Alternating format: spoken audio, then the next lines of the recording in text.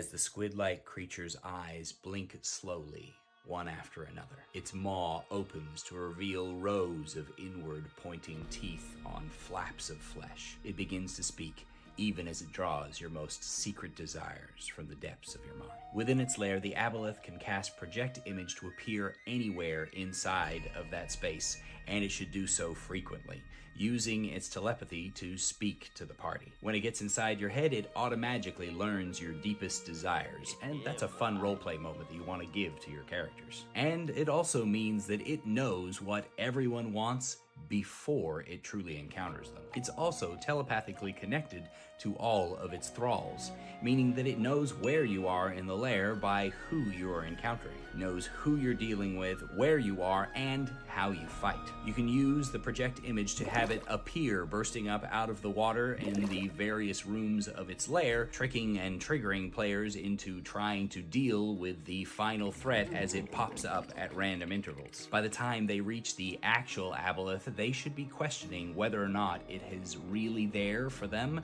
or whether or not this is just another trick trying to draw a spell slot. Its Psychic Drain and Consume Memories abilities are excellent, but they do risk their domination of the creatures that they hold, so you should never use it against a player character that you've got under your thrall. Instead, use it on minions that you keep around so that you can leech health from them, and on characters that you're grappling. Speaking of grappling, dragging characters into the water in order to drown them and expose them to the Aboleth's mucus to deny them access to healing is a definite way to increase the difficulty and to terrify your players. Its ideal battlefield must include watery areas. It literally doesn't hit its CR without access to water. And so I envision an ideal battlefield to involve pools of water around thin areas of land, interconnected through tunnels underneath, so that the Aboleth can pop up and grab and snatch people down into the waters from different areas, dragging them into places that are harder to escape from,